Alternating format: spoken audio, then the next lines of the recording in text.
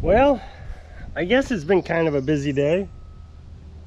Had a guy stop in at 6:30, asked if I would look at his mower, but he didn't have it with him. So then I would say about 7:30, this guy showed up. This is an electric lawnmower.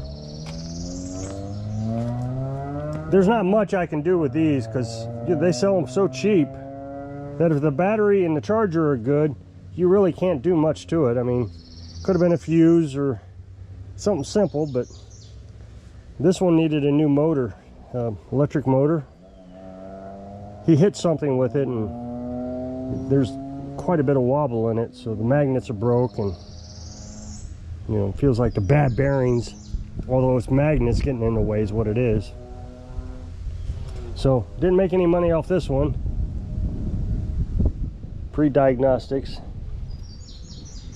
but it didn't take long. It only took I don't know, half hour to look at, 15 minutes, half hour. Then this guy called, and this one I have temporarily fixed.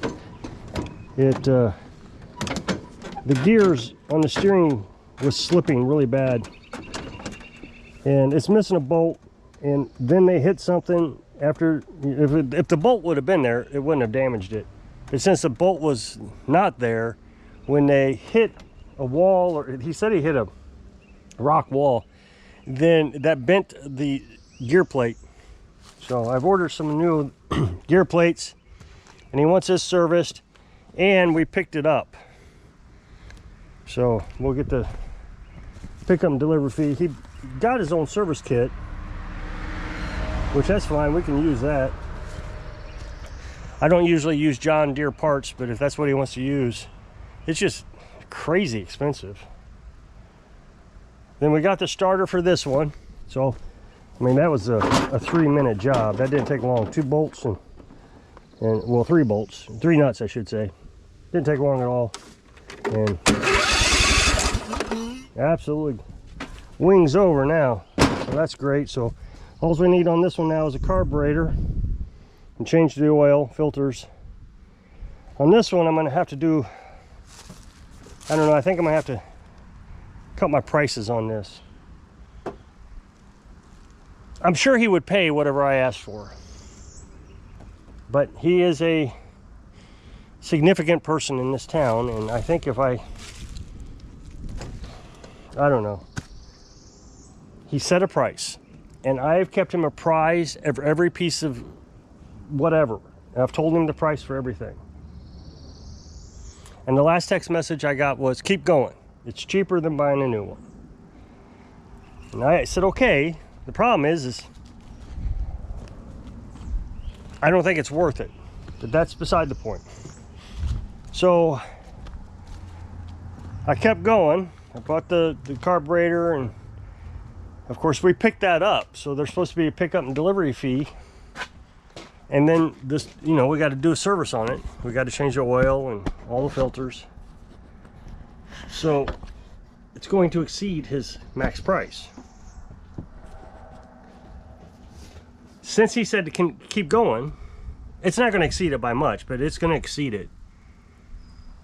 Since he said kept going, I could charge him, and I'm sure he would pay it. But I don't want to make him mad either, because they send us a lot of business. So I'll probably waive to service the mower. I'll probably waive that rate, and it's not cheap. I mean, it's 2 hours. I say not cheap, it's cheaper than anybody else. It's 2 hours worth of work servicing, sharpening the blades, checking the valves, changing the oils and the filters. So I'll probably waive that. And then we got the pickup and delivery fee. I mean, he only lives down the road, probably not even a mile. So I can't justify charging him the entire pickup and delivery fee. So maybe I'll just charge him half and then say, discounted price. So I guess Like I said, I'm sure he would pay it. All the parts for this one should come in tomorrow. It's interesting. That one is a lot of part cost. They came out to be about the same price, is what I'm trying to say. But that one was mostly part cost. He bought that, you know, he lost his shroud, blower housing. And you got to have that for cooling. You got to have it. You can't run it without it. And that was really expensive. Just for a piece of plastic, it's really expensive. Even the aftermarket, so that's the one I bought, was the aftermarket. This one is primarily labor cost. The only thing that we had to buy so far was the service, you know, the filters and that kind of stuff, and a carburetor. Everything else I've been, oh no, that's not true. I bought a belt and an engagement cable, you know, PTO engagement cable. But still, we're probably not even at $100 with the parts on this. So this is all labor. So, but then got another mower in today, and I know what the scam is. I don't know how to get around it. I'm not even sure I know how to get around it, even if there was a diagnostic fee. People are going around picking up junk mowers.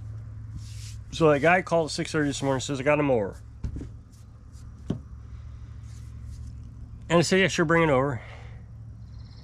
And he brings it over. It's a zero-turn Husqvarna. And if I don't say Husqvarna, the transcript comes out wrong on the video. So then you have all these people saying, what's that? Because they have to read it. Anyway, so he brings it over, and I bring it down, and first thing he says, you got to jump it because the solenoid doesn't work. Well, that's not true. It worked just fine. But it just spun really fast. So, I mean, I knew instantly that either the crankshaft was broke or the connecting rods were broke. So I stuck my endoscope light into the each cylinder. There's 2 cylinders. Didn't go back and forth. The other one didn't go back and forth. So I looked up underneath it, and the crankshaft is spinning. So on the top and bottom, it is spinning correctly. But the pistons aren't. So that means both connecting rods are broke. What usually happens is one of the connecting rods will break, and then it comes down and hits the other connecting rod and just snaps the second one. So that motor shot, and he started questioning me how much it was going to cost to replace. And you know, I started throwing out ballparks, figures, and he says, well, I only spent $2,000 on it. Well, that's not true. This mower's not went for less than $3,000 in its entire existence.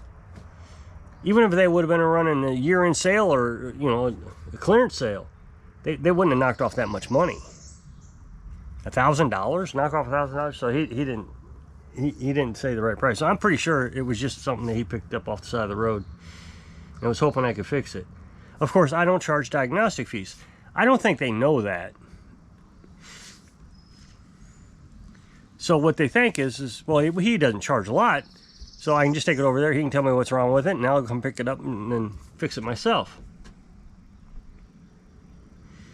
Which I'm sure that's what he's going to do. He'll scour the internet looking for a used engine that he can pick up $400 and put it on himself. But he just needed to know what was wrong with it. So it's a scam. Not really sure how to get around it. I'm sure the comment section is going to light up. But I don't think the comment section really understands what it means to run a business. If you run a business and you chase all your customers off because you're overpriced, or you don't work with some of these folks, especially the ones that are sending you out business constantly, you know, how long is it before you don't get any business? So yeah, I can charge this guy, you know, a diagnostic fee, and then he's mad because I charged him money for something that's not fixed. And now he tells the town, don't go to that guy. He charges you a bunch of money even though he doesn't fix things. He wants money cut nonstop. You know, that's just not going to work. And what if that guy does get mad that I went over his budget? I don't think he will, but what if? He's a prominent name. There is no way I'd want to upset him. So The advantage I have in this town, I've noticed, is there's a high turnover rate in this town. People come and go pretty quickly. I mean, you got the long-time people who's been here since high school. And the person I'm talking about with that rebuild, you know, that limit that he gave me, he went to high school in this town. His dad started a business, he runs it, and he's going to give it to his son. So, you know, they've been here decades. Well, actually, his family was a founder. His family's a founder too. So it was interesting. They both went to high school here. So you don't want to upset these people, but the high turnover rate, you know, just like the lake people, they stay 4 years and then they sell. So they buy a house, they're all excited. They realize, oh my gosh, this is a lot of work. And I don't want to come down every weekend, but I got to come down every weekend so I can enjoy the house that I spent, you know, $1 million on. So they sell it. And so there's constantly a turnover of people, constantly. It turns over so fast, I probably don't even get my advertisement out to them fast enough. Some of them see me on Facebook, some of them don't. Some of them will go to a hardware store, some of them may not. But I do know that all the businesses in town do recommend me, so that's a huge help. So, of course, I'm on Google, so they can always Google me. So I don't know. I didn't get much done today. I mean, that John Deere, that's going to pay off pretty good. Anytime I do a pickup and delivery, that's pretty good money. I didn't expect him to call back though. He brought in a Cub Cadet last year, and he wanted the deck belt changed. Well, I was testing it, and the drive belt broke. And you know, it's one of those old variable belt slippage things. I mean, they were terrible. It's before the hydrostatic transmissions came out. They were absolutely terrible. And so it's just completely worn out. So I put a new belt on it, Kevlar belt. I made all the adjustments I possibly could. And when that belt was cold, it didn't want to go. But I didn't charge him for it. I only charged him for the deck belt. I figured I broke it, even though it was probably breaking as I was getting it. And I couldn't really fix it well because, I mean, it would have been $500 or $600 to replace all the components to get that fixed right. So I figured he'd be upset. That was back in probably early March. It was still really cold. And I know it was really cold because I was testing that belt, and that belt was Kevlar, and they get so hard. And they got to warm up before they actually grip on anything. But he called back and wants me to work on this John Deere. That's just fantastic. I think did I say this? I think there's a bolt missing on that, so I had to order some bolts. You know, I wanted to get what I needed exactly, so I ordered straight from John Deere. Because, you know, you don't want to mess around with John Deere's. I don't know. They do everything a little bit different than everybody else. Just, you know, try to be proprietary. I mean, I understand the point of making money, but I guess that's fine.